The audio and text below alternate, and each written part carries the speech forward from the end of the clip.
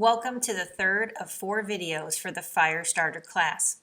At this point, you should have watched video 1 and 2 on this YouTube channel, signed up for and completed your assigned homework on Edge Factor for weeks 1 and 2, and signed up for and completed the pre-test and life scenarios on Bonsai Financial. Don't forget to reach out to Renee or Gabriella at JFS for assistance with getting a job. Your Week 3 homework for Edge Factor covers the following topics: teamwork, entitlement, the humble entrance, and initiative and enterprise. In Bonsai Financial, you'll be completing the game section.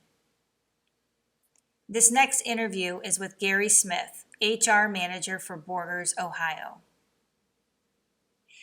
Thank you for being part of this interview for our students. We want to learn a little bit more about you. So could you introduce yourself and explain where you work? Sure. Thanks, Heather. It's a pleasure to be able to speak to you today and to share with the students a little bit about myself and about Borgers. But my name's Gary Smith.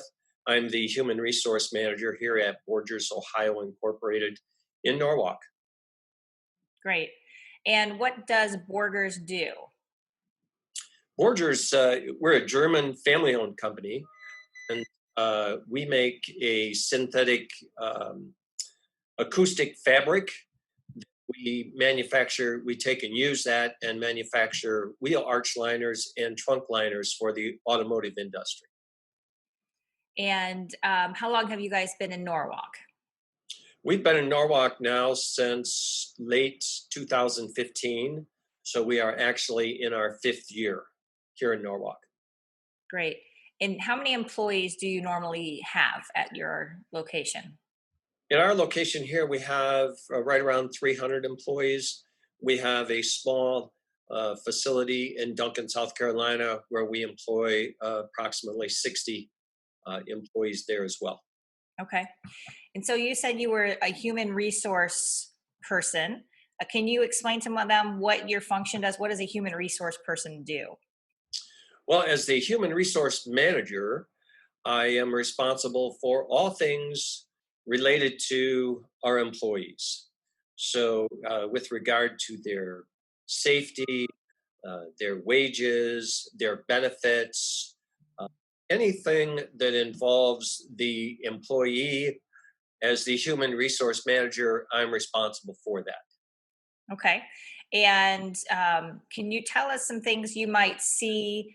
So our students in our class are going to be learning about what employers want in an employee. We're talking about personal skills and workplace skills. So can you give some advice to them on maybe an important skill that you think that they should have? Well, when I look at employees, what I am really looking for in the employee is what types of work values do they have? And when I think about work values, I'm thinking about being accountable or making a difference, the focus on detail and on quality, a positive attitude, being reliable, being willing to help others, and being a team player. So those things are very, very important when it comes to looking at employees. I'm really looking at what are their work values, but maybe more importantly, what are their personal values?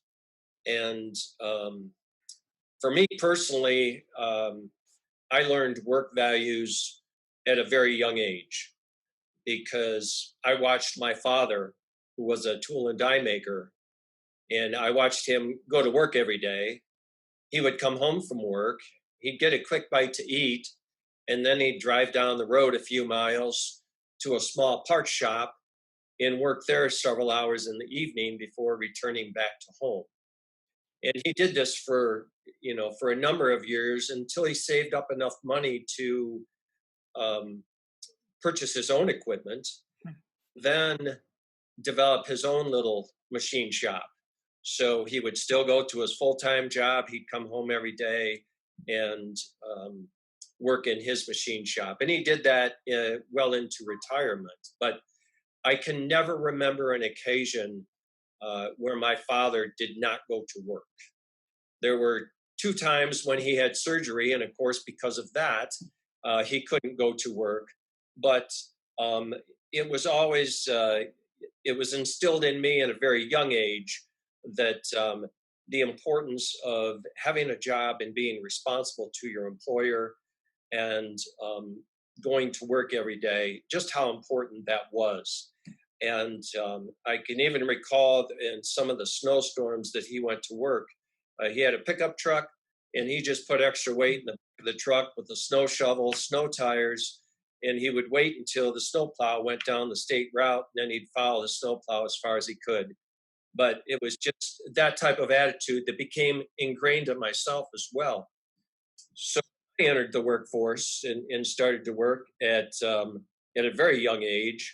My first job was pulling weeds out of the soybean fields for area farmers. Mhm. Tell you that that was not a very pleasant job, or is okay, but it was a start for me. And you know, I was raised that if you wanted something, you had to work for it, and it started there.